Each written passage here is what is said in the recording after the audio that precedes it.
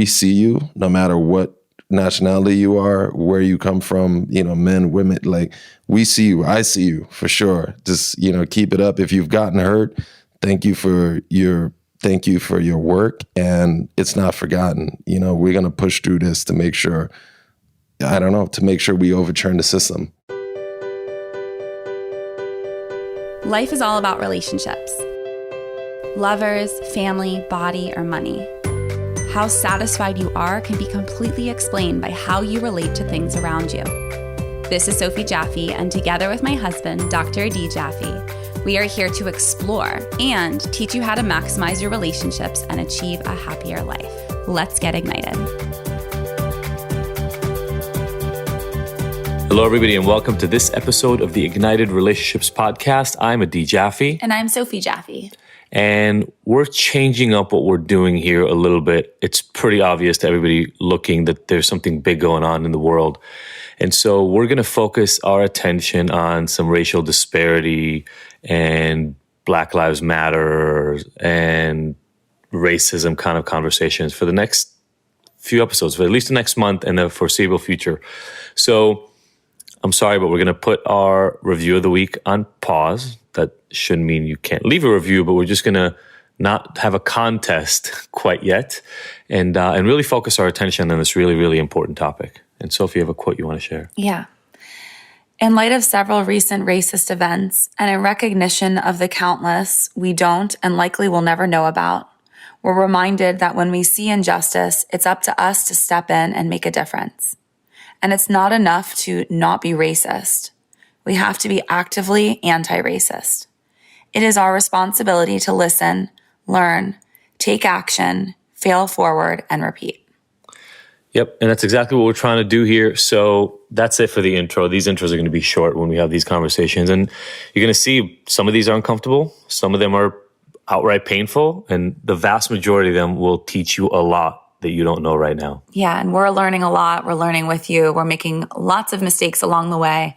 And we'll be right here sharing radically transparent the way we always do. So thanks for listening, and we love you. Let us know how you feel about this after you listen or while you're listening. Give us a screenshot, send us a DM or an email, and just let us know. Give us some feedback. See you on the other side.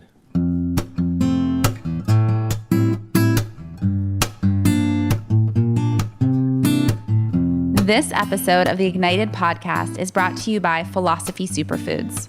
The Philosophy offers cleanses and other nutritional products that are unlike any of the other supplements and detoxification programs on the market. Why? Because they actually nourish the body with whole, live, nutrient-rich foods instead of depriving you and leaving you hungry. Have you ever tried a cleanse only to find out that you can't make it through a whole day because you're starving?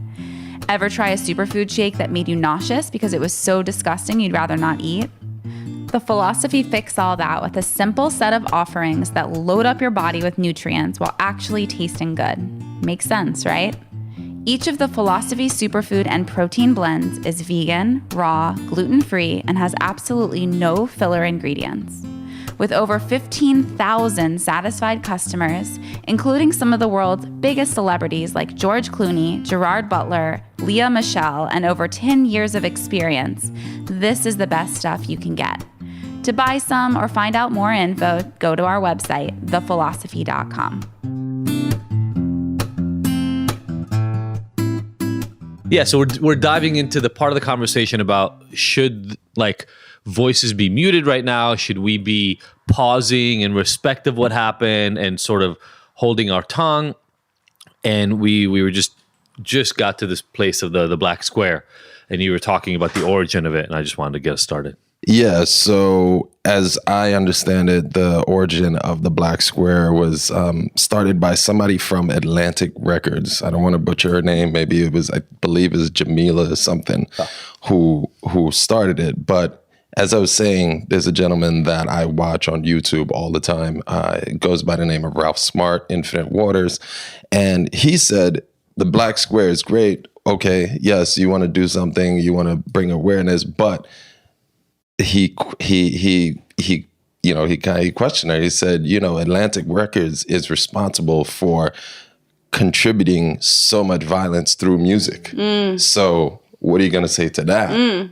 So, you know, what's your response to that? You got to pay attention to the source of the message. Of course. Yeah. You know, of course. And I think for me, when I saw the black square, as I was telling Maddie, I was a bit uneasy about it. I didn't know how to really feel. And then I just finally said, okay, you know what? I'll put up black square, but I'm going to put up a bunch of other videos afterwards as well and continue voicing my opinion. And, you know, hopefully, I think as I'll continue to just explain in this podcast, but it's just I just hope like my voice can help somebody, if it's 1, 2 people, change, you know, help somebody get through this time. It makes a difference. You know, my platform is not enormous as that of a celebrity, you know, somebody's celebrity entertainer. But I think at the same time, a lot of those celebrities right now are quiet. Yeah, I mean, I'm seeing different celebrities doing different things. Yeah. And like John Draymond from Shark Tank or whatever, actually like a lot of the shares that he's putting out. But I think I just want to hit on something that you said that I feel like is really important. And that is, we talked about it right before we started recording.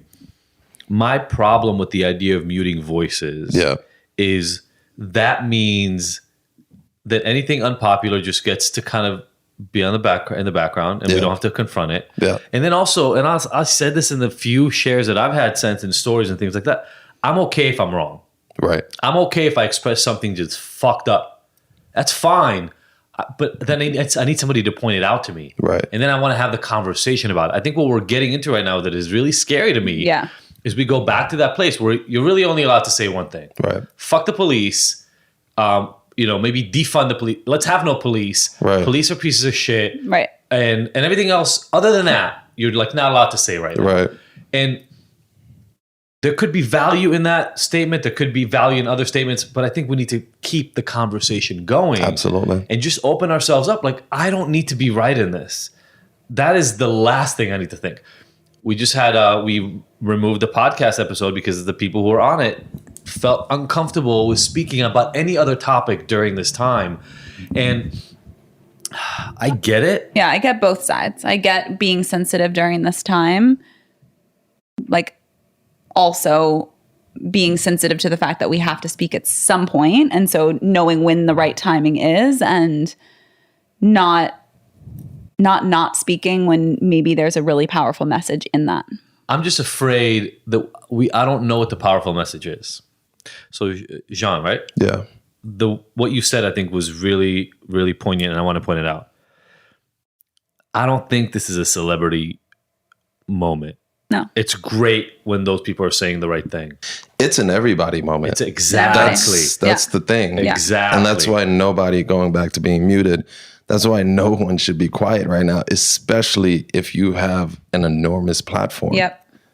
Why are you quiet? Yep. We have to, again, I just go back to, you know, look, if I'm thinking about the way I'm thinking about it wrong, and if there are other viewpoints that I'm not considering and historical facts that I need to take into account, this is the time to learn them, because everybody cares right now. Right. And I don't know Black history as well as people who study it regularly, and I've done a little more studying in the last week, but that's probably an area of life that I'm pretty fucking ignorant about. And so I'd rather acknowledge that, get educated, learn what I need to learn, right, and then be able to come to my next set of interactions, the next time that there's something relevant to say, right, better informed. If I just shut up, then all I'm doing is I'm taking whatever information people are feeding me, and we know how algorithms work in social media, which means all I'm seeing is a regurgitation of all the shit that the people around me know and love. Right. Because that's how our world works now. Right. I am a fan of lifelong learning. Like, we should all, everybody listening right now and everybody not listening right now, we should come from the standpoint that you don't know everything. Right. Just accept it. Just be cool with it. Right. And then listen to what's happening right now. We saw this video yesterday, and I want to hear your thoughts on this. It's this video talking about how, you know, George Floyd was not a model citizen, and it was under the influence of drugs and all this stuff, and it was therefore questioning the idea of elevating him. And I was like, still a man who died because of the color of his skin. Period. Whether he was on drugs or not. And personally, so first of all, I work in addiction. Yeah. All of a sudden, I was like, oh, fuck. Now you're saying that anybody who uses drugs deserves to die. Yeah. Fuck race even for a second. Yeah. Holy shit. Now you just expanded it beyond that. So that's one thing. Secondly, judgment again. when are we going to be in a place where even if you're really fucking up, because she was essentially saying we shouldn't hold up criminals as blah, blah, whatever. When are we going to get to a place where the start point is, hey, you know what? I don't know where you've been and I don't know what you've been through. And that's a big part of why I want to have these conversations. But I know that your experience means something. And I know that in your heart of hearts, you're doing your damn best. Right.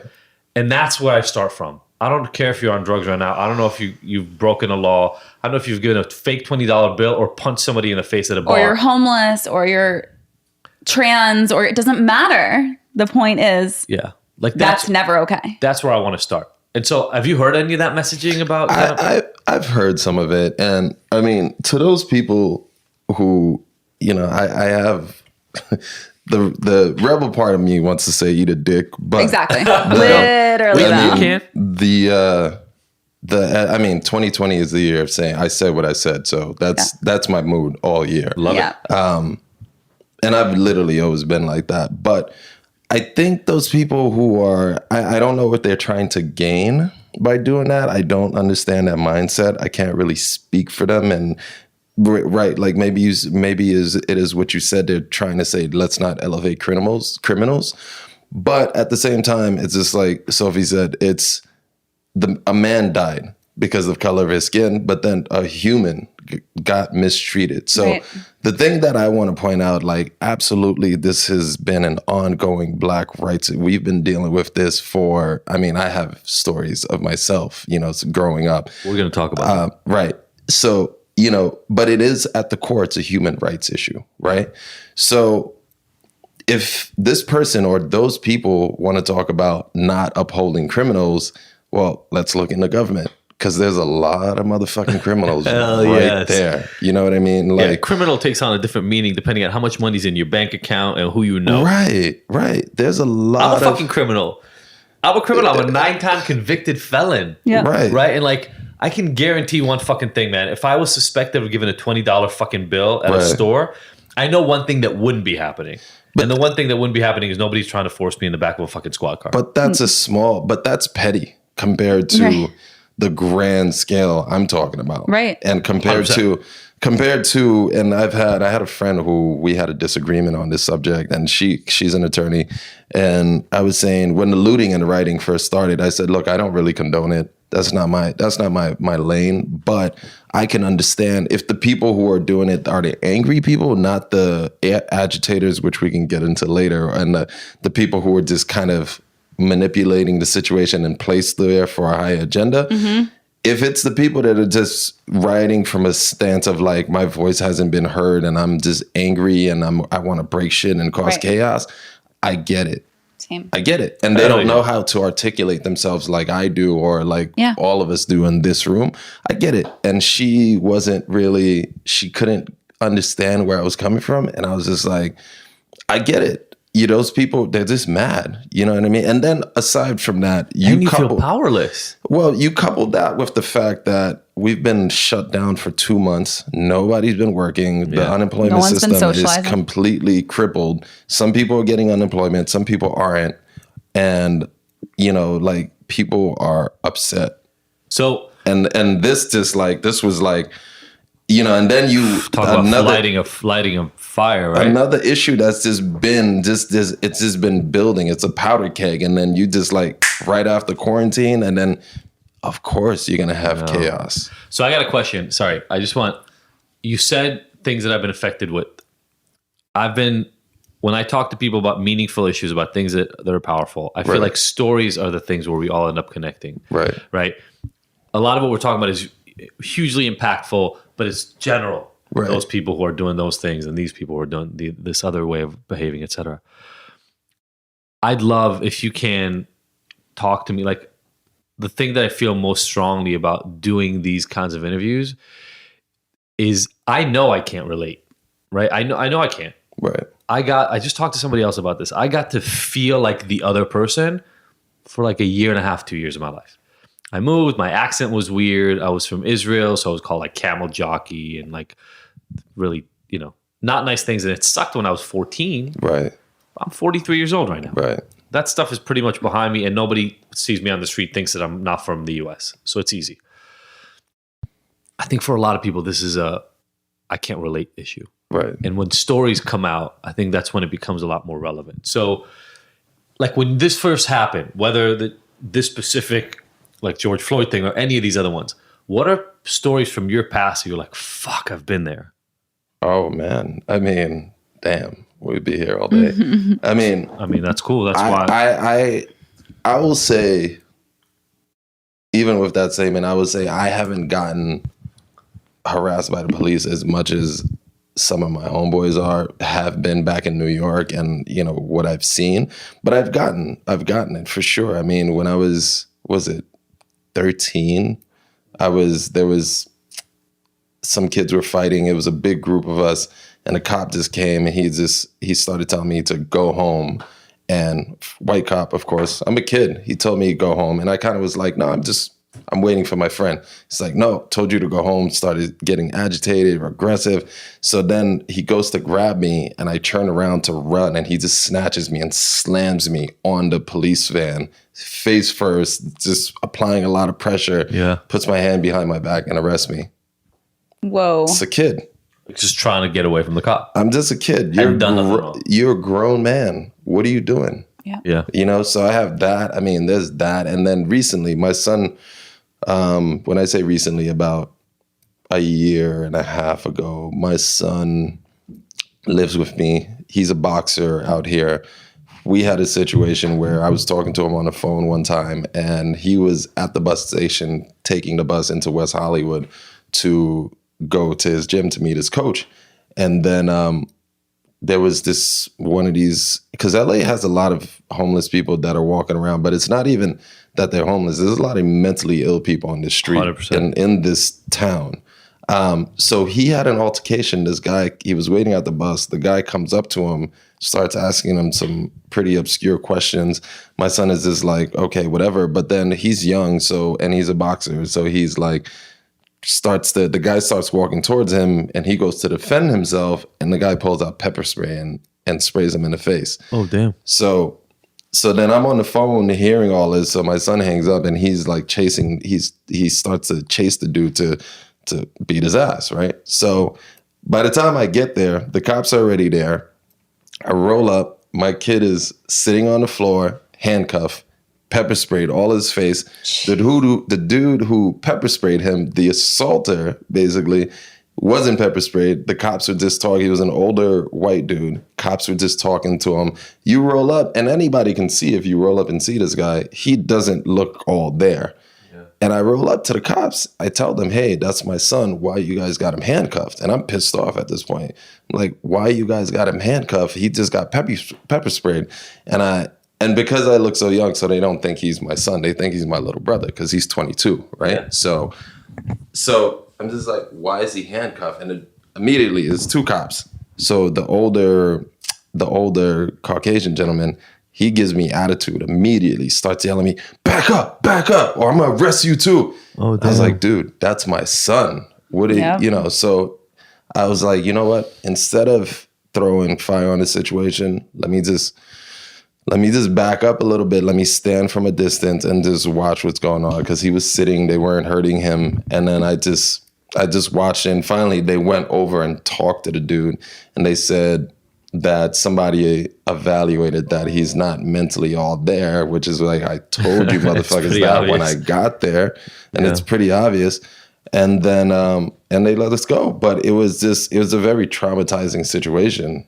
So one of the things that I hear in there, and I don't know if this is true for you, so I'm just asking, but it's almost like you came up, you're angry, you're a dad, your son's on the ground, fucking handcuffed. That's not a comfortable thing to see. So you come up like a dad. Of course. And then the cop confronts you. Yeah. And what I heard, at least in that story, was there's a pause that goes like, oh shit, hold up.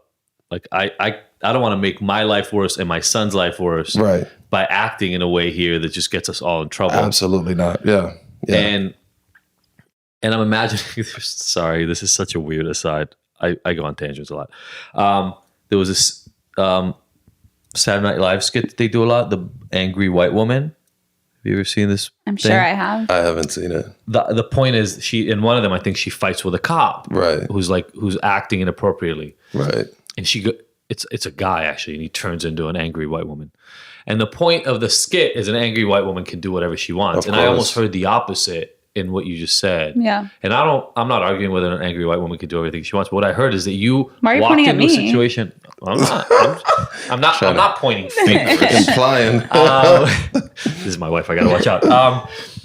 What I heard was that thing that I think a lot of what I said in the beginning, I don't understand, and I'm trying to get a handle on. Like when I was a drug dealer, I had that same thing with cops. Right. Like if I saw a cop, I knew, okay, I need to keep my distance because this can get bad. Right. Because you were actually committing crimes. Because I was actually like, I had drugs. Not because whatever. Inherently That's they what were I'm saying. following you. And there, I think, is the little piece that a lot of people miss in this conversation. Because you hear this shit a lot. Like, well, if you got arrested, you deserved it. Right. Yeah. Right. If the cops were on him, he must have done something wrong. Yeah. Of course. What I'm hearing there is actually almost the opposite. Like, my son is handcuffed. I know he didn't do shit. I want to go rescue my son. Now But I know that because of who I am and because of what might happen here, I could fuck this up just by being that dad. So now I got to walk away from the natural role and kind of be the good black guy who's going to just make this okay with the cop. Well, I had to reel it in a little bit because, I mean, it's two cops. One of them's, truth be told, right? You look at it from the outside in. One of them is a little bit, he's probably in his 50s, 60s. And then the other dude, I think the other dude was a brother. But he was just kind of like just listening to the cop too. I guess it was his sergeant. I mean, if I wanted to get all crazy, I probably could have taken both of them, right?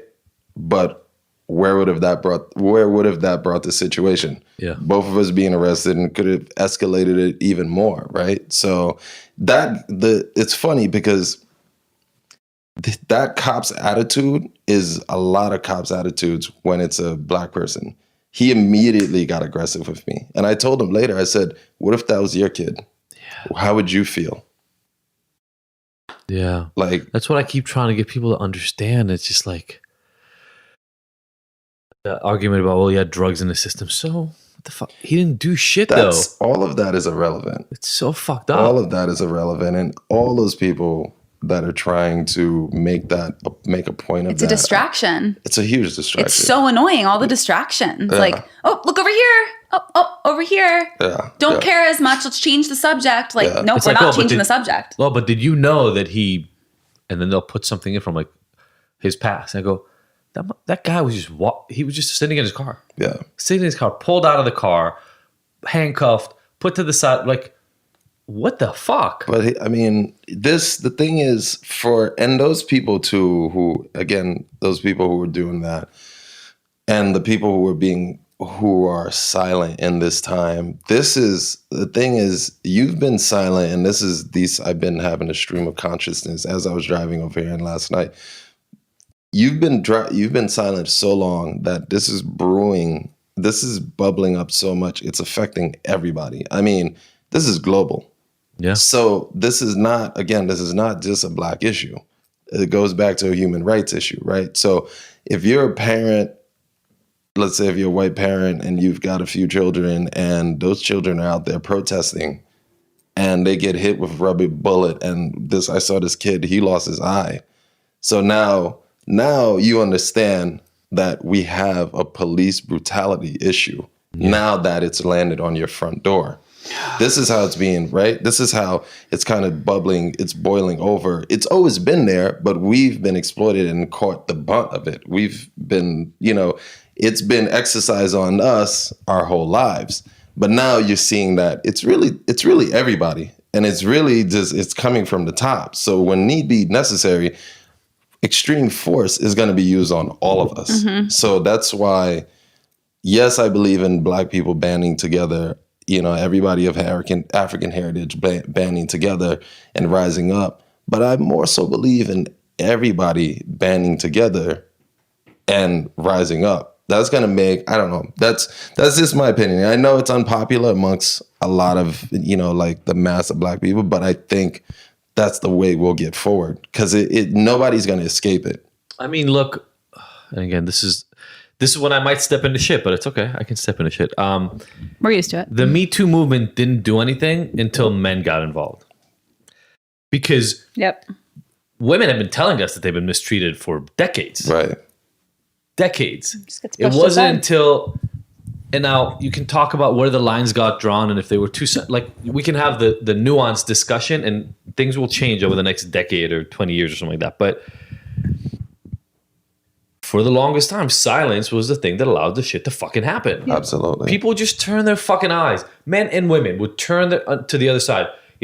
The Epsteins and the fucking, like, the people who we now know have been doing this thing for decades. Everybody just had to turn an eye. Yeah. And so my thing about being silent is I know I'm not personally affected by it. Like, Sophie and I just moved into a primarily Black neighborhood, but I know my life is not the same as everybody else's in this neighborhood. I know it.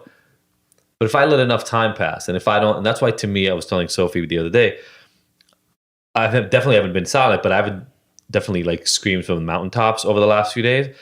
I almost didn't want to make it about the flash. Yeah. I needed to like put a plan in place to say, okay, what are we going to change about what we do moving forward? Because in 2 weeks, I hate saying it, but a lot of fucking people will just forget. Big time. And they'll move on. Big time. Some people are waiting for it. Yeah. But just like I said, it's not going to get better anytime Not this soon. time. Nope. Not these time. stories are insane. Like the stories that you hear, I forget the guy's name, but that guy that got like at the traffic stop, his wife was in the car next to him, and God, I need to get the name on this, but she was shooting the whole encounter on her phone. Yeah. A traffic stop. He got freaked out because the cop was going to pull him out. Maybe he had an offense. I don't know. Maybe the cop held onto the car while the car drove away and just shot into the fucking car and killed the motherfucker. Yeah. What the fuck? I mean, you talk about police brutality. This guy just got shot peacefully kneeling on his knees in Northern California. Hispanic guy got shot while kneeling because while he was kneeling with his hands up, a cop from a car saw something that looked like the butt of a gun, shot him 5 times through his car window. It turned out to be a fucking hammer. Of course. What the fuck? Well, that's what this gentleman I follow on Instagram, his name's Brother Polite.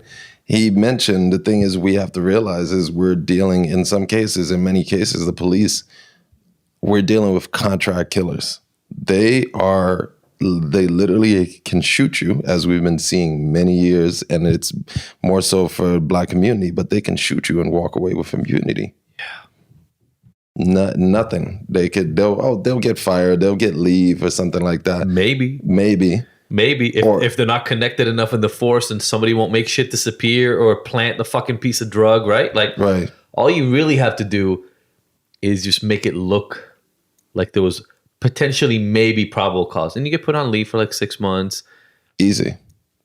So, and then going back to, this is something that I want to highlight as well, because I know there's a lot of shops that have been destroyed and shop owners who are, well, before I say that, I also want to say to all those people that have been protesting and who have got harmed, and I think some people may have even lost their lives getting arrested that are on the front line, my heart goes out. And man, like, yeah, I was thinking about it this morning. It made me emotional because there's a lot of people really out there within that chaos, even within the agitators and the manipulation who are out there trying to fight the good fight. And the police are exercising all their power to detract, So to those people, we see you no matter what nationality you are, where you come from, men, women, like we see you. I see you for sure. Just, keep it up. If you've gotten hurt, thank you for your work, and it's not forgotten. We're going to push through this to make sure, we overturn the system, And secondly, what I want to say is, because I'm just thinking about when they talk about shop owners and this and that and all these businesses that are getting destroyed. And it's one of my thoughts is that, look, it's messed up. It is messed up and I feel bad. But at the same time, it is part of it, it's collateral damage. And then the other part I think about, and it's because some of those business owners are Black, unfortunately, right? It's unfortunate no matter what race, nationality you are. But the other part of it is, I had a thought this morning, is like, if your shop got really fucked up, maybe there's a part of it that, I don't know, maybe you were somebody, maybe you didn't really like Black people. Or maybe you had something like maybe against, it's retribution. Or maybe you wronged someone at some time, and maybe you were a dick to someone, which you probably were because you were in a place of power and like you're running Gucci. Like, we don't feel bad for you. I'm sorry, but we don't. I don't know that. I mean, look, I guarantee there were also some really, really good people whose stores got Sure. fucked. 100%. Sure. But I'm just speaking I'm just speaking on a karmic and a more esoteric level. Yep. Like maybe, because it's collateral damage, but maybe you were in the line of fire because you were sexist, you were racist, you were just made a comment. You made a comment like and your shit karma. got fucked up because of that. Yeah. Also, here's where the rubber meets the road for me though. If you own a store, you have fucking insurance. Oh yeah. So your shit's fine. Right. Like if you don't have insurance, then I'm sorry your shit lapsed. But like that's why we pay for insurance. Yeah, especially if you have a storefront. Most storefronts are brick and mortars. Most of it will be covered. Difference is this. The difference is this. You fuck up and you get shot and you die, or you fuck up and you get shot and you get paralyzed. You fuck up and you say something. Why am I even saying fuck up? You act in a way that for many of us would seem natural, and you die in that process. Mm-hmm. Right. There's no like, hey, Can't let's file a claim. There's and no let's coming try back. this. Yeah. Hey, let's try that traffic stop again. I'm sorry I shot you in the head. Ain't no coming back from that. And so, like one of our friends, God fucking bless him, but Gucci store got destroyed. Okay. Really, like is Gucci gonna have a problem in a couple of months? She called me. She's like a Jewish. No, I'm not talking about that friend. Someone else. There's so many. There's so many white privileged people. Yeah. But yeah, we have several friends that like called and were like upset. Like, what does a man being murdered have to do with Rodeo Drive? And I'm like, everything. See, that's the thing. Rodeo Drive. Because just Rodeo Drive. That's what it has to do with it. See, that's the bullshit, and that's the brainwash, right? Because there's so many aspects of society that are brainwashed. Everybody's brainwashed, right? So those people who live in Beverly Hills have the guise of living a comfortable life and nothing affects them.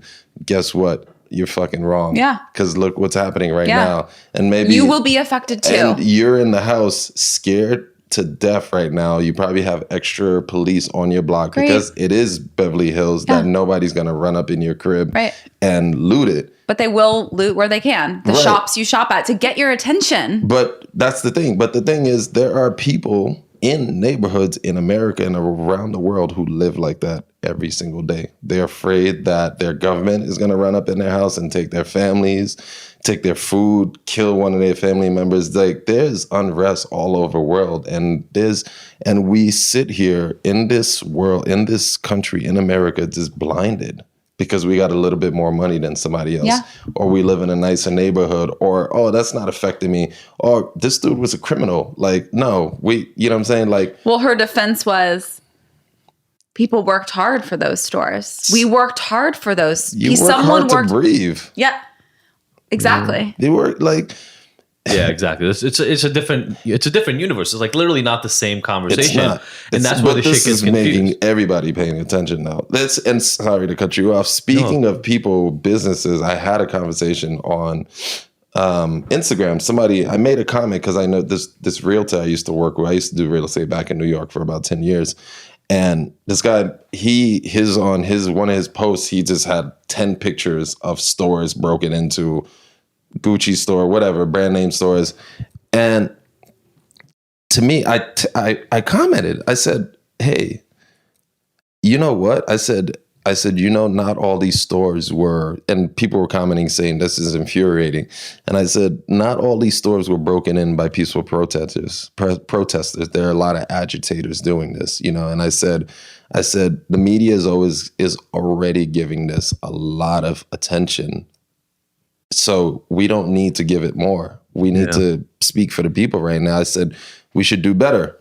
And he was just like, oh, I know it's not the protest. I know it's not the peaceful protesters. And I said, well, then you need to be clear. Why are you sharing it? You need to be clear. And I told Maddie, I had one of his friends responded to him and said something about, oh, liberals, isn't it great when liberals try to tell you what to do? And that goes back to another reason of, the separation. The liberals versus. And I responded to him in my like somewhat poised, but also a little bit revolutionary. Like, yo, I'm a New York dude at the end of the day. Like, I told him I'm not a keyboard warrior. Yeah. And I said, look, no, I don't take any political stance. I just love people. I just want to speak for the people.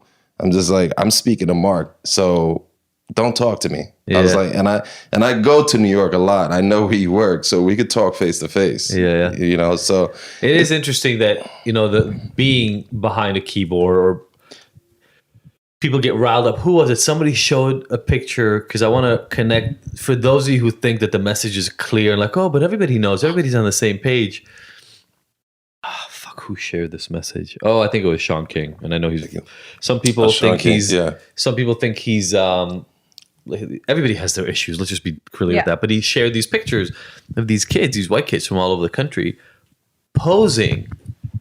Oh yeah, that's been as the fucking cop in George Floyd. Kneeling, I'm like, a challenge. As a challenge, for all of us who think this country is woke, just. Nope. Look at, this Trump election, if that shit didn't fucking wake you up, the reason we can't shut up, the reason we can't be quiet is while you're here complaining about the fucking rioters, there are people reenacting this public murder. Yeah. And as a challenge. If you ask me, honestly, if I give more of a fuck about what Gucci has to do about fixing their store or about what education we're going to make for those fucking kids that think this is funny. Yeah. I'll walk in and I'll destroy some Gucci stores. If we can just figure out how to teach these fucking kids that's insane. Like, just put your brother, put your dad, put your uncle on that fucking ground and show me how that's funny again.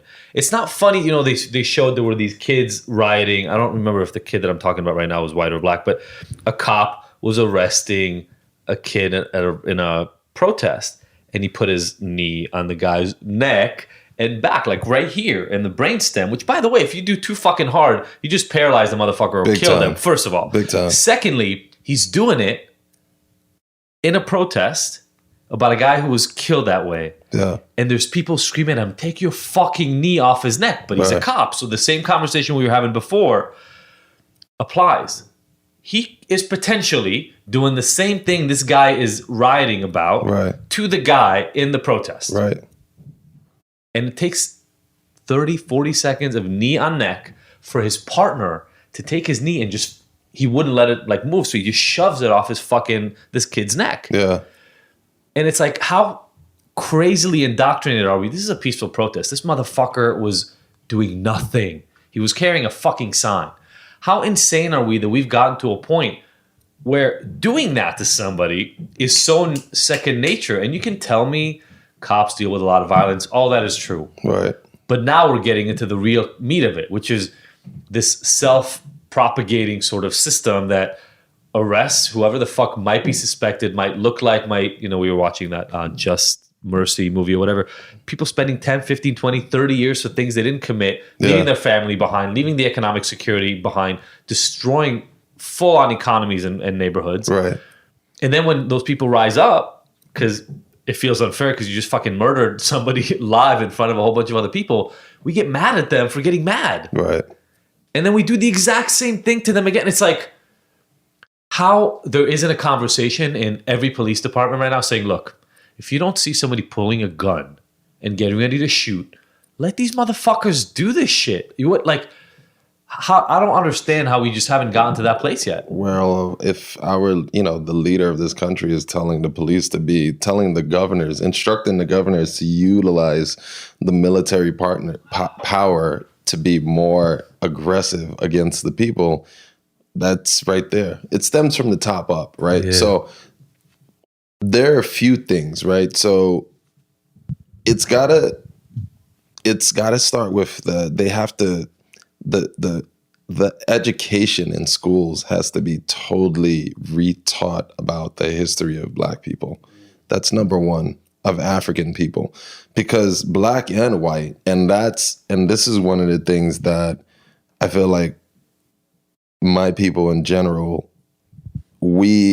for the longest time, we've had a disconnect with our true roots, right? We were taken from a country, our original country, brought here. We didn't want to be here. But then on top of that, we're here. So we're just like, all right, fuck it. We're here. You know, we reproduce, got our generations going, we're getting, every time we try to get momentum, boom, something happens. So it's like inviting somebody to a party, but not having anything for that person to eat. Right? It's like over and over and over again. It's like tying somebody's arms behind their back, quote unquote, inviting him to the party. Right. Forcing him to the party, then making them serve you at the fucking party. Yeah. And then getting mad at the end of the day when they're like, hey, can I get some food? Right. Over and over and over again, right? You're watching that person starve, and it's like, it's definitely something that has been going on forever. And a lot of people, because people of European heritage, this country was set up for you. So you don't realize it, right? So a lot of people like to quote and sometimes I do too, right? The Constitution, especially the Second Amendment, which I think is very important at this very time, at this very moment. But people like to quote the Constitution and don't realize, or the Bill of Rights, and don't realize that was really not made for black people. It was made for white men. It wasn't even made for women, right? It was made for white men to have power. All men are created equal. Continuously. That's not a typo. They didn't make a mistake.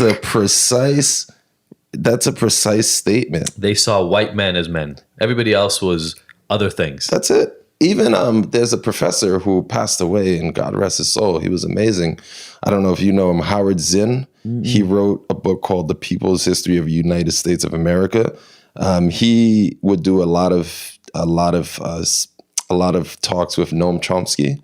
Noam Chomsky. Yeah. So they would do a lot of panels together, and they were at a college. I don't remember where, but there's a YouTube video you can find. But there was a young lady who asked him about utilizing the Constitution and for her work and how it can help, and he just responded to her. He said, "You got to remember, the Constitution is for lack of a better word. I'm paraphrasing, but he's just basically saying, like, look, the Constitution is built on slavery. You can own slaves in the Constitution. Yeah. So he's like, it's not that great of a document. You know, it is in many ways, but it permitted slavery." You know, it's interesting as you say that, and I never really thought about this before, but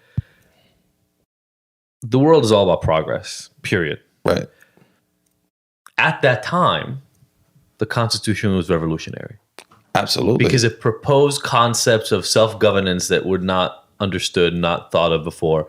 The idea that you're going to give people power to that level was really never tested in that way, right? Yeah. Parliament or kind of oligarchy and fiefdom and all those things were the popular ways of setting up government. Right. So in that way, it was revolutionary. But like, it's been a while. It's been a little while. We need some amendments. Maybe we can look back at it without taking away the impact and the value it had at the time. Right. But the idea that we have to rebel against a monarch in England that is trying to oppress us by taxing our economic activity, which was kind of what the fucking revolution was really about, and that we're not beholden to that power anymore, that ship has sailed. Like, literally, that ship has sailed. It's gone. Right. Not here. Right. What other things are there that we took for granted 300 years ago that we can look back and say, oh shit, we fucked up. We fucked up. Like, I think I can't tell you a number of times. So when people, especially back in the day when they would find out that I'm from the Middle East or from Israel, like when I was in jail, I was called a terrorist. I've been called a sand nigger. I've been called like a camel jockey was a pretty common one. But terrorist around 9/11 was a big one. For sure. Because if I'm from Israel and I'm from the Middle East, I'm a terrorist. That actually served me okay when I was in jail because people say the fuck away from me. But the thing that's like weird about it is we grow to accept the standard around the time that we lived, and we stop questioning the sometimes the kind of the basic principles around that. And at the time I was told a lot, go back to where you come from. Now, for me, that's actually semi-relevant. Right. I was 14 when I moved. I still got friends back home. We moved. Like my dad and my mom decided they wanted to move from one country to another. Saying go back to where you came, like go back to Africa, motherfucker, I didn't buy a ticket to come here. Right. Like nobody asked me and my family when we were living back home, hey, we've got some opportunities for you guys. We got some great plantations. You guys are going to work around the clock. We're not really going to pay you anything. We're barely going to feed you and we're going to beat you. You guys cool? Right. That wasn't how this fucking went down. And so I'm glad that you're using your limited capacity right now to talk about this situation as if this is where this started. But this has nothing to do with right now. Right. This has to do with 500-600 years of history. And the idea that you're not happy with how I'm reacting to what happened over the last 500 years. And therefore, I should go back to a place you fucking took my family from hundreds of years ago, just shows the level of ignorance about even what we're talking about. And I haven't quite heard that phrase repeated around this. But I feel like part of the reason we haven't heard it is why we started out this conversation, which is the people who have unpopular voices right now, they're staying off. They're being quiet. Right. This is not the time to talk about how we really believe that we're better than black people, right? Like at the core, there's people who just believe that they're better than others. 100%. Period. Like, think of any names, think of any nickname, any shit that you want to kind of think of that you've heard in your life in the past. Right. But that's evident. Even the phone call from my friend's mom who called, and she's just like, "But what does that black man's murder have to do with like Rodeo Drive? Like, you fucking think you're better than that black person? Like, Right. he died, Right. and you're comparing it to a store." Oh God, it's so crazy. See, that's why I mentioned the education system, right? So it all needs to be revamped, because what is any child, black or white, that's educated in America, your history, the history you're taught about black people is that we started out as slaves. So you don't connect us To who having you really are. any greatness at all, because we started out with slaves. We were brought here against our wills. So and then true. so like even my people, right? So I'm Caribbean, I'm Haitian, right? I was born in Haiti. I came to New York. I got to New York when I was 6 years old. It's not even taught in schools that we were the first free black nation in Haiti. Small little island. We were the first ones to get our independence from the French and the Spanish. We beat them in a war, in a revolution, I believe 1804. Toussaint Louverture was the general, and Jean-Jacques Dessalines, and then Jean-Jacques Dessalines' wife. They were the ones in power and led the Haitian slaves, warriors, to a victory. They had a smaller army. Yeah. And they fought back all these European soldiers. Now, the repercussion of that, of winning that, and there's always, that's the thing, right? There's always a repercussion. You stand up. You stand up, you're going to pay a price. So many people don't know this little island of Haiti, because of that magnanimous win, which we just wanted our freedom. We didn't ask you. Why didn't you guys want to be slaves? It wasn't like, great. It wasn't really fun to have no rights. We didn't ask to be brought to that island anyway, right? And mind you, not many people even know the history of Haiti. It's actually called Haiti. It means land of mountainous regions. Beautiful place. They brought the Africans there from, my ancestors from West Africa. When the Spanish got there, that island was actually inhabited by natives, and it was ruled by a woman. She had complete control. It was her and her brother. That's where they kind of get the story of Pocahontas from. But she had complete control over the whole island, and the Spaniards couldn't get it out of their head that it was a woman that was ruling the island. So eventually they just manipulated her. They ended up killing them and getting rid of all of them, and then inhabiting it with plantations and so forth and so on. This gets to another layer that we're never going to be able to get to today, but even the entire conversation we're having right now is layered on top of the indigenous people versus European fucking conquerors People conversation of hundreds and thousands of years. Right. So, So people don't know, they don't understand history, right? Even, you go back in Africa, just Egypt, it was all royalty. We had, in the tribes, we had kings, queens, there was a lot of there was abundance. And it's unfortunate. It's unfortunate that it was some of we got sold by some of our people. That's the unfortunate part. But Africa was and still is very abundant. That's why America and Europe continues to steal from Africa, right? Yeah. So fast forwarding, people, we need to understand this history. Like, we don't just come from slavery. You know what I mean? But on the flip side of that, the European kid is taught that they were always great. Their forefathers, who were these white men, conquered America and they committed genocide, murderers, pillaged and raped and they were murderers. So to those people who are talking about the looting and all that stuff, what I said to them, and I said in my video, I'm like, America's the original looters. Yeah. Right. Probably more like England and Holland did a whole shit ton of looting by themselves with a bunch of Germans. What looked like Australia? What happened in Australia? There was indigenous Australia. England sent, or the British sent, all the freaking criminals over there, and now you have the Australians, right? And they got rid of and pushed back all the indigenous people there, and still treat those people like shit down there. Yeah. So we're definitely not good at indigenous. I mean, as you were speaking earlier, and we were talking about slaves being brought to the U.S. I mean, I couldn't help but think about, again, kind of this layered fucking conversation that this is why this conversation is so scary for a lot of people, is because when you change the historical narrative, when you start saying, so here's how these people were living before we decided to come in. I was talking to Sophie about this. I took this class at UCLA as an undergrad on the history of science. Yeah. And I had no idea, I was 19 when I took this class, or 20, the amount of scientific advance that we've had in the history of industrialization because of military action. So much that we consider just normal everyday life kind of advances in industry and manufacturing came from military advances, needing faster bullets that created more destruction, that could be shot more quickly out of bigger guns. And one of the places that had the experimentation done on it the most was Africa, where they would come in and, people are fighting like traditional people used to fight, with knives and swords and bow and arrow. And we would bring these rifles and eventually these automatic weapons and cannons and massacre.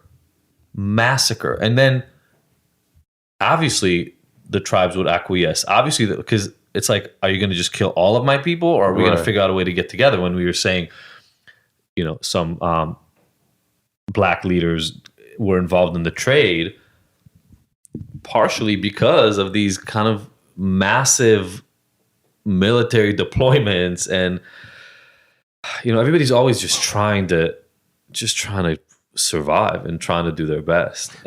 It is, but at the same time, I think with the Africans, right? Us here in America of African heritage, we are always trying to do our best, right? So you look at any time, and then going back to Haiti, what I was talking before, the repercussion was that because we won our independence, was that France imposed a debt on Haiti for them to pay every year, which didn't get forgiven until recently, I think in 2015, just after the earthquake. But all European nations, including the American government, knew this. This little island of Haiti was paying France something absurd, $10 million or something a year for something that happened back in the 1800s because you're a sore fucking loser. Yeah, right. Really? And I'm sure the World Bank and all these other organizations are involved in reinforcing that idea of, oh, you fucked up colonialism. Right. We'll make you pay. Right. Literally. So again, so with the progression, you say that we're progressive. So we did. So after a while, we figured black people were like, all right, we're here. We're going to try to make it work. So you have a place like Tulsa, Oklahoma, which I've known about for a very long time, and people are now talking about it. But back in 1921, there's a place in Tulsa, it was considered Black Wall Street. There's nothing but Black lawyers, doctors, all Black businesses, everything running smoothly, no crime, anything, very respectable, uplifted community. What happened was there was a situation where a misunderstanding took place between a Black man and a young Black dude, probably in his teens, and a Black woman. They were in an elevator together. The woman came out screaming out of this building they were in, said that the guy assaulted her, and then next thing you know, it became this big thing, and they arrested the kid, and they were holding him in the police station. And then, so a few there was a kind of like a Black militia in the town. They went to the town to protect him. They were like, we're going to protect him, because a white mob came out and said, give him to us, because they wanted to lynch him. So the Black militia was like, nah, that's not going to happen.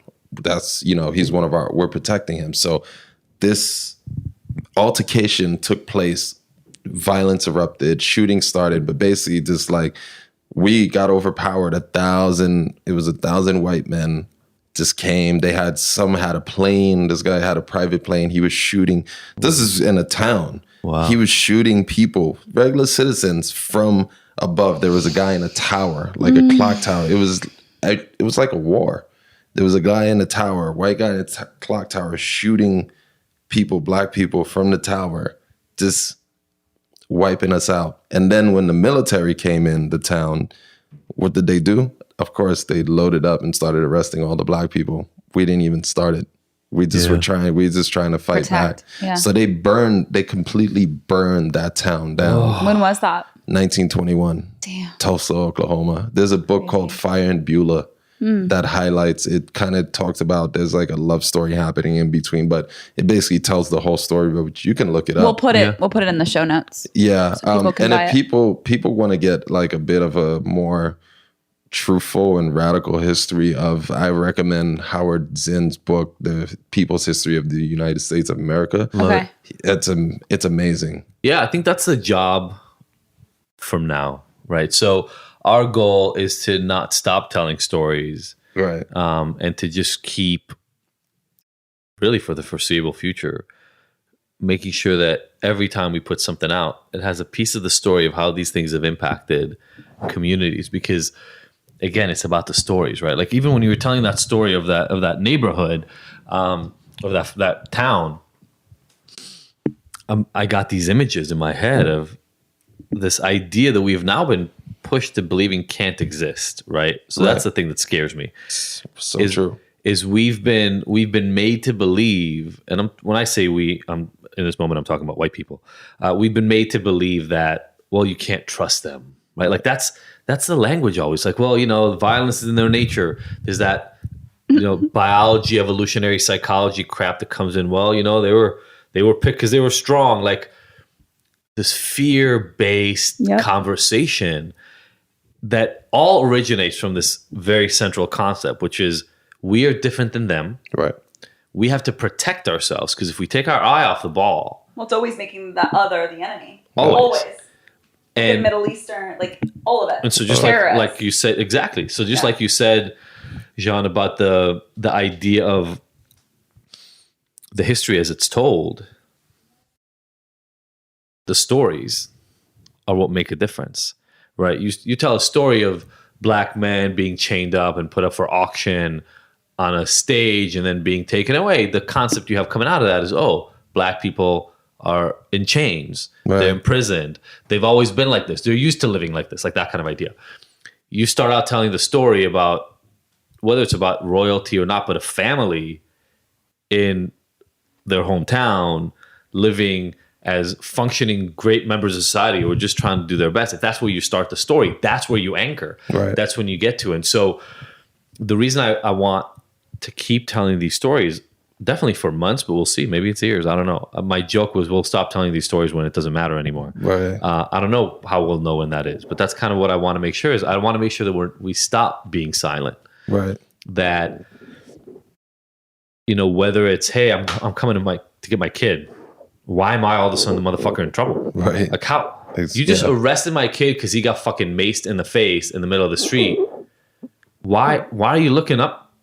I didn't do shit. I'm just trying to get my kid. Like, if, that's where it all comes into, is that's the kind of thing that so many of us can identify. Fuck, if my kid was laying on the ground, sitting on the ground, handcuffed, you can bet I'm coming at the cop like, what the fuck? Why is my kid handcuffed? Are you arresting him? What the fuck is happening? Right. But I don't have to be afraid of real consequences to that to an extent. And that's, I think there's huge value in people just landing and starting to understand this is not it's also a big conversation. It's a very big conversation, but it's a educational conversation. It's a compassion conversation. Because there are a lot of people who are police who should not be police.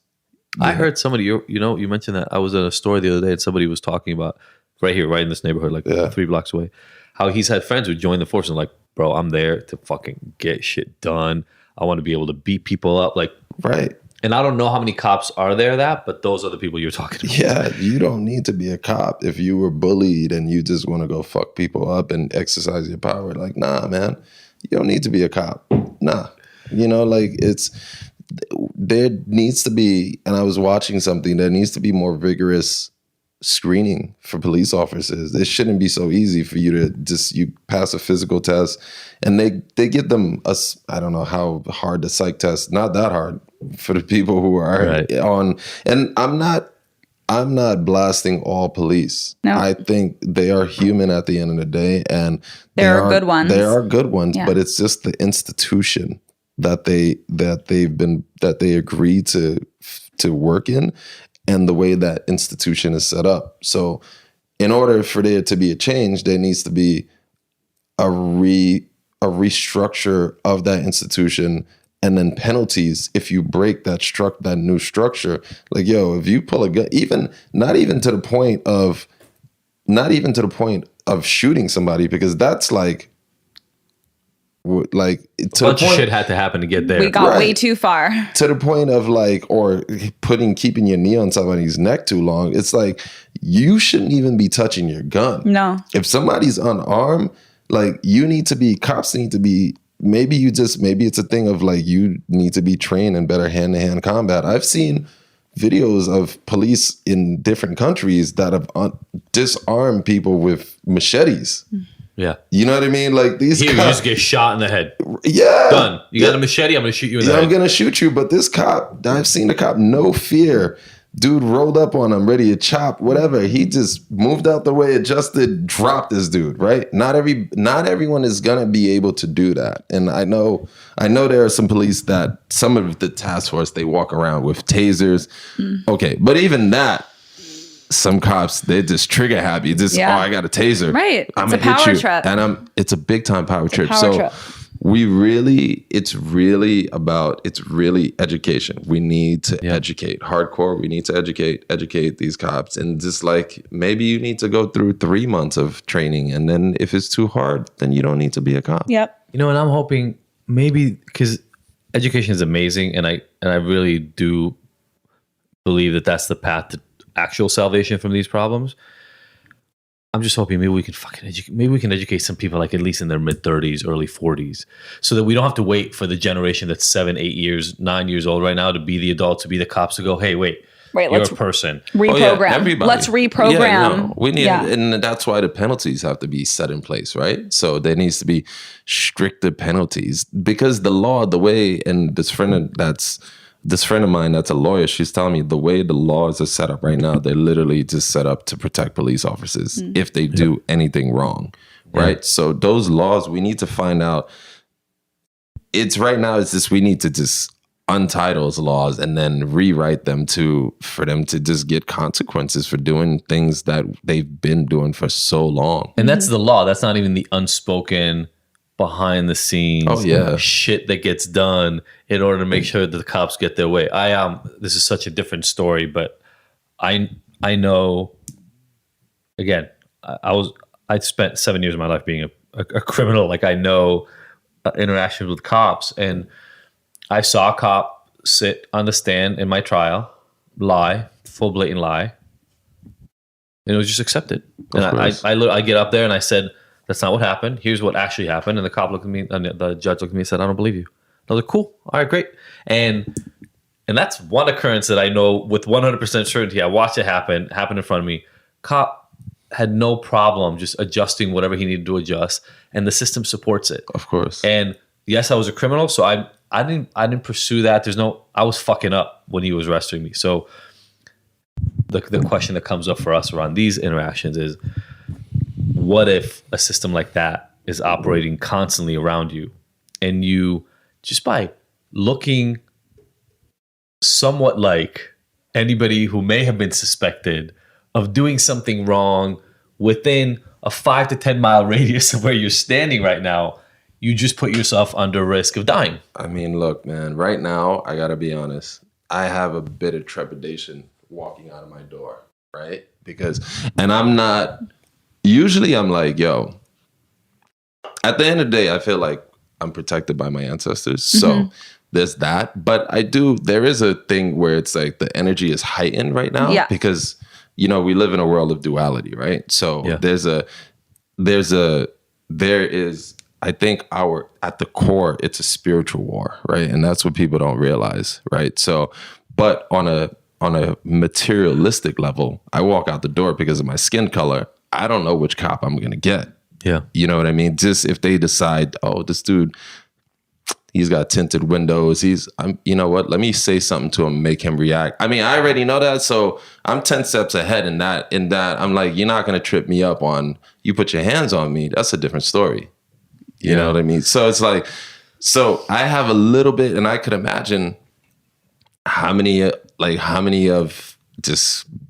people feel like that right now, or just live. And I live in Marina Del Rey, but what about the brothers and sisters that live in Compton? Exactly. South Central, who have to feel that. Do you think it's worse? Do you think it's worse in lower income neighborhoods right now, in the middle of all this stuff, than in the nicer neighborhoods? Absolutely. It always is. I didn't know if it feels almost opposite. We're like, it's almost like, what the fuck are you doing here? You don't belong here. It always is. I mean, the fucking military's here. So it's like, and that's the part. I think that part in terms of trepidation, I think the military being here that raises the anxiety for everybody. It does, although I got to say something. Those guys that I see, the level of training they have versus the level of training of some of these cops. Oh, yeah. I trust those motherfuckers a little bit more to know, I can take you out in 5 seconds. I don't need to worry about that first. Some of these cops, I think they're so fucking scared. And Big time. I'm not saying you don't have a reason to be scared. I'm saying they're so scared, they'd rather act now than not show up home. I see like we were driving by a car that was obviously like National Guard, fucking these guys had like infrared fucking goggle shit. You're not fucking with them. It's just, if you're on the street, you're just, whatever it is you might have in your pocket is not fucking with them. No. And you see this level of comfort they have with, we're good, we got control of this. Honestly, and I'm not suggesting the extra militarization of our police force. I'm saying if we could give that level of training, so that the cops who walk on the street feel secure in their skills, like you said, disarmament, all these pieces of the puzzle. Yeah. I think we'd also have a little bit less of a they would have less to prove and less to like. How much diversity is there in the military? I think there's a lot more diversity. There's definitely a lot more diversity in the military, but it's seen as a way out for a lot of people, where like you can actually get paid well and then get college for free. Yeah, it definitely. I mean, I think going back to police issue, like right now, a friend of mine, she was at the Black Rights Movement yesterday, one of the protests. I think it was yesterday, the day before yesterday, but Black Lives Matter was at Mayor Garcetti's house. So now, what many people don't know and need to understand, and which is I believe in, and I'm not a big voter, I got to be honest. And on a presidential level, I'm not a big voter because I just believe that it's just so corrupted. It's just, I'm sorry. Because if you got to that level, there's already corruption. I'm just like, you're not about the people. And plus, it's just like, it's something I've always said about Mayor Bloomberg. It's like, I was never crazy. I don't hate these people as humans. It's just like, people are like, they like Bloomberg, but I'm like, yo, how can he relate to you? He can't relate to the average person. He can't relate to anybody. Neither can Donald Trump. you know. So I think what we need to pay attention to is more of the grassroots kind of stuff. Like many people don't know, $300 billion of tax money in LA is being allocated to police. Why? Right. Why is the mayor allowing that? Why is he signing off on that? Are you that much of a coward that you need to have all this police backing in the city so you could, I don't know, do and say things that you wouldn't be, you wouldn't have the balls to say if there wasn't so much, like, why is so, you should see the disparity between the budget in terms of mental health. Oh my God. If it's 5%, I would be surprised. Which is that's the industry you work in, right? So, so the mental health, the parks and recreation, just schools, the police budget is at the vanguard. Fuck, schools. We live in we live in an area known as the Black Beverly Hills. That's literally what this area is called. There's like all these signs about it. But I look at the school here, and I look at the school when we were living in Beverly Hills. Yeah. I'm sorry, man, but there's no fucking comparison. No. The building. I'm just talking about the fucking building. Yeah. And I'm not talking about the books. I'm not talking about the resources for the actual, literally just the building this thing sits in. And so as you're talking about where the resources are allocated, I think, again, this is a very deep ingrained conversation. That's what people need to pay more attention to. And that's what, in terms of, I have a lot of friends ask me what they can do. How can they help? And people are texting me, asking me, how am I doing? And I appreciate that. You know, no matter, despite what I'm doing, I think I said the other day in one of my videos, I'm doing good because I'm still breathing. Right. So I'm going to keep pushing. Let's hope that's not the fucking standard forever, but yeah. You know what I mean? Like, and the fact that, I mean, going back on it every day, I try to be grateful just to wake up, right? No matter what's going on in the world, right? Yeah. So, but I think anybody who, if you're of European descent, you should be using your voice right now to be just trying to push laws and sway laws. That's how you can help. The protests are great, but we need to change legislation. We need to get these laws changed. Right now, the budget quietly got signed, but we can try to make amendments to it. I think that's the thing that's going on. But I love it. We will share any resources that you have where people could take action, because I think, again, being informed of how to do that 100%. Is a really important piece, right? Yeah. It's going to come down to doing. Yeah. Talking is great, and changing minds is great. In the end, talking it has to come is down important, to action. though. Yeah, the talking is important. Like the action, but there has to be a conversation for the action. And I think a lot of people see. I think your friend's mom, a lot of people see chaos, but they don't have an understanding as to why that chaos is happening. And I don't know how much time we have left, but I think some people need to understand that with the protests, a lot of the peaceful protesters aren't causing a lot of the chaos. Right. And I think there's players that are in it, that are from the government, that are undercover police who have been put on the scene. There's Antifa, left-wing extremists. People were talking about like devices created to make fires in places. Like, this is what my mom and I were talking yesterday, and the media is fanning these flames, right? I know. And I was like, both sides, by the way, liberal and conservative media are both doing it because they all want control, right? So at the end of the day, this is a huge power grab, right? So I was talking to my mom, and we both were like. And I think I said this to somebody else. On an average, I mean, you and I have both been in police stations, but majority of people have been in police stations for different reasons. Whether you got arrested, or you went to file a report, or you have a family member that works in a police station. There is no fucking way in hell that an average person or a group of unarmed people can walk in a police station and set it on fire. Oh my God! So people aren't. They're looking. When was somebody lit a police station? Minneapolis. They burnt down the police station.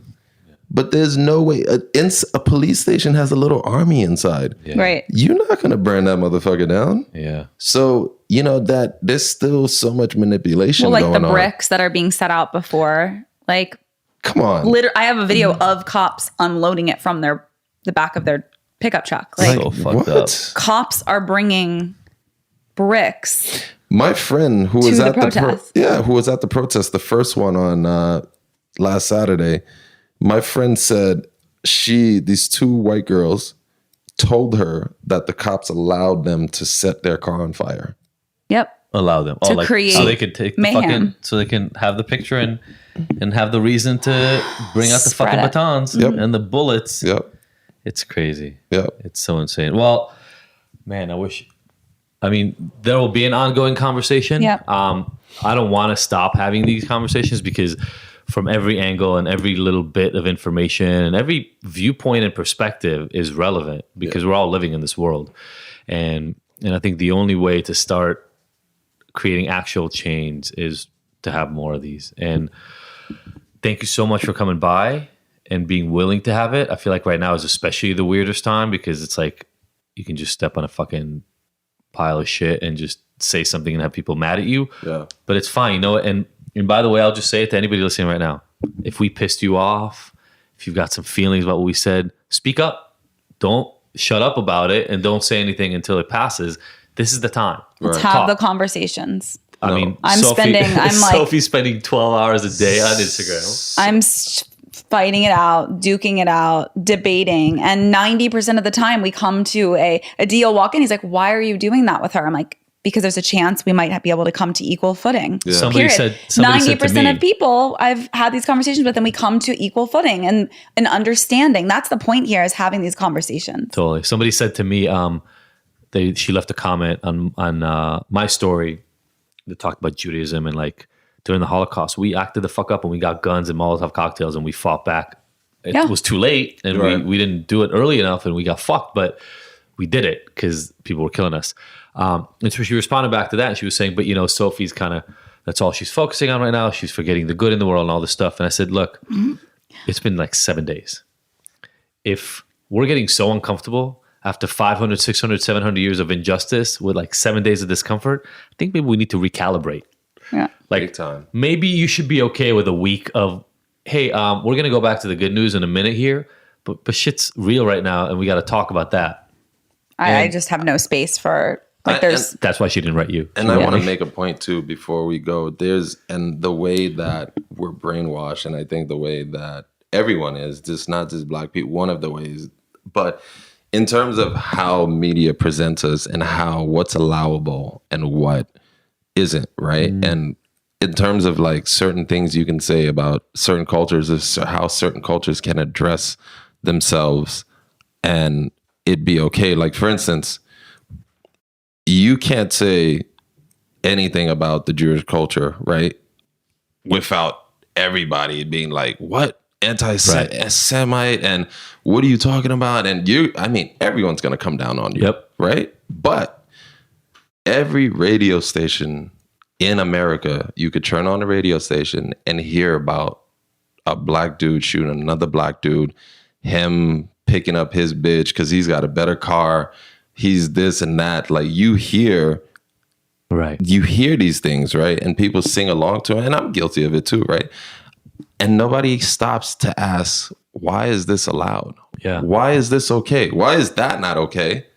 But why is this okay? Right. So this is, again, going back to the conversation. Why are the education, right? Like, why are these things okay? And this shapes the image that you 100%. have of this culture in society, which is erroneous, right? Yeah. And so as you say that, I just want to acknowledge, look, anti-Semitism exists. But I think you're right. People have learned to fucking hide it.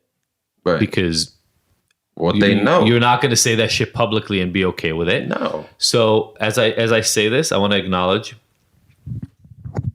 Jews are far from perfect. Israelis are far from perfect. There are many ways in which we fuck up this exact same action in the Middle East, et cetera. And so that's a conversation that needs to be had at some point as well.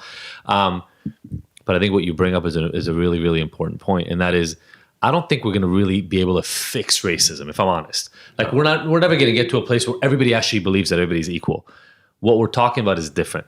What we're talking about is that where it's no longer going to be okay to assume that a Black man can be treated differently because he's Black, because they're those people. That if a Black guy died on the street with a cop's knee on his neck, he must have done something wrong. Like, that's the part. There will be implicit underground racism, anti-Semitism, xenophobia for really as long as we're going to fucking survive as a species. But what we're talking about is, like, again, people are uncomfortable with this word, but get uncomfortable. Like, this is what's happening. This is not that different than public lynchings. It's just absolutely not. It's just like the theatrics are different. Right. Now there's a police force. Before it would just be a bunch of KKK motherfuckers. Well, that's what the police started from. Bringing slaves back. Right. Yeah. And now we can share about it because we have platforms to share about the injustices, and we didn't have that. Yep. Back when lynchings so we have to talk. Yeah. Again, thank you so much. We got 5 questions. I want to ask the 5 questions. We ask all of our guests. Question number 1: what's the best advice that you've ever received? Just from life. From life. Oh man. Forget this issue for a minute. It's about this issue. What's the best advice I've ever received? I think I've received a lot of gems, but I think the one that comes up a lot is just doing the interior work, the inside work, right? And it's like, and learning how to be a alchemist, transform the world inside, transforming the inside world to reflect your outside world. I love it. Even though the outside world right now is but it starts with. But that's because some of us haven't done the inside work. Yeah. That's why the world looks like that. Yeah, exactly. those Some kids, of us have not done the inside work. Exactly. What's been your proudest moment to date? Oh man, that's easy. Seeing my son born. Yeah, same. 100%. Yeah, I don't think that is just such a. Yeah, that's just such a beautiful, just like spiritual, human, emotional. I just like. Yeah, I can't. Crazy. Nothing can top that. I love it. What about your hardest moment? I'm sure there have been a lot, but one that stands out in this moment. Wow, definitely. One of the hardest ones was probably about 5-6 years ago. I was having heart issues, like arrhythmia and atrial fibrillation, and I thought I was going to die some nights. I thought, like, because my heart was out of rhythm. Oof. So I would close my eyes at night and just be like meditating and stuff like that. And yeah, I thought I was going to die, but moments I thought I was going to die, but I had good support, and I changed my lifestyle. I changed my lifestyle. I changed my diet. I went full plant-based, stopped drinking alcohol. Just, kept the feeling, kept the knowing that even though I was scared, but I would make it through. Yeah. I think that speaks to the next question maybe a little bit. So we always ask our guests your favorite self-care rituals. So maybe during this time, what do you go towards? Oh man. I mean, for me, it's every day. I'm eating tons of veggies, dark green veggies, especially to get that sun energy and, that chlorophyll, veggies that are high in, dark kale is vitamin K, and just juicing, a lot of ginger shots, turmeric. I do a turmeric tea with ginger, turmeric, fresh turmeric, cinnamon, cloves, boil it, add some honey. Whoever is vegan and listening, yes, I eat honey. So vegans for the win. Vegan. Deal with it. You know what I mean? So yeah, I do that. My mom is hitting me up with the recipes for the aloe vera. She's like, love it. Chop up the aloe vera, put it in the blender with the filtered water, the lemon, the turmeric. What else? A little bit of ginger as well. And then I drink that. It tastes nasty as hell, but I haven't gotten coronavirus. So Great. Something works. Great. There's the recipe. And then last but not least, this podcast is called Ignited. What gets you ignited? What gets me ignited? I think for me, I mean, not only my art, but my art definitely gets me ignited. I'm a poet and an actor, but what gets me ignited is seeing right now, especially right now, is seeing people of all walks of life coming together, standing for one cause, to change the future. Yeah. To make a future where we all exist and we are compassionate towards each other. That's what it is at the end of the day. So that Yeah, the people. That's what gets me ignited. I love it. Same. I love it. Man, thank you so much for being here and showing up and just having this conversation and not muting your voice. Never. No. Thank you for having me. I appreciate both your platforms. Yeah.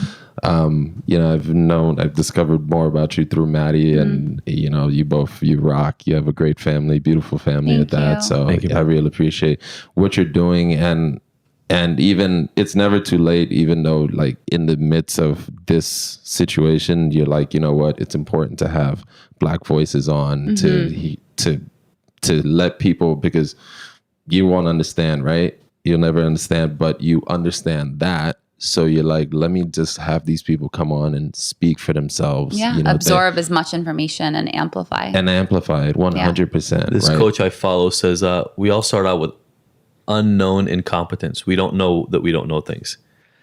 And then from that, we graduate to known incompetence. Right. And that means you at least know you don't know stuff.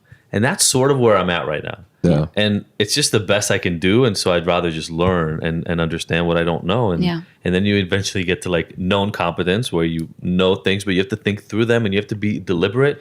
And eventually you get to unknown competence, where it just works. It just flows. And we're all trying to get to that place where we're so good at relating, and I can understand and empathize so well with what's going on for other people that it's just implicit, like it just happens. I'm not there. I'm steps away from it, and it's okay. But we got to have these conversations. So thank you so much for showing up. Thank you. I appreciate you both. And for all of you, I meant it. Screenshot this. Send us DMs at ignited.me or at sophie.jaffe or Dr. D. Jaffe. And Jean, do you have a... Yep. You want to say it? Yeah. My Instagram is IAM, so IAM Jean, JEAN _C. That's my Instagram. Love it. Tag us and tell us what you thought. It doesn't all have to be good, guys. We're giving you permission right here to fucking disagree with us. It's okay. Just talk. Yeah. Thank you all so much. Love you all. See you next week. Peace. Thank you, everybody, for listening to the Ignited podcast. We were so happy to have you along for this ride. Please go and subscribe to this. Leave us a review. We love hearing from you. And if you want more, don't forget to go to ignited.com, where all the podcast episodes are available with show notes and so many of the little details and links from each one of these interviews. And you can look at all the future events that we have going on, all the things that make Ignited so special, even beyond this recording. Again, thank you so much for joining us. We will see you next week.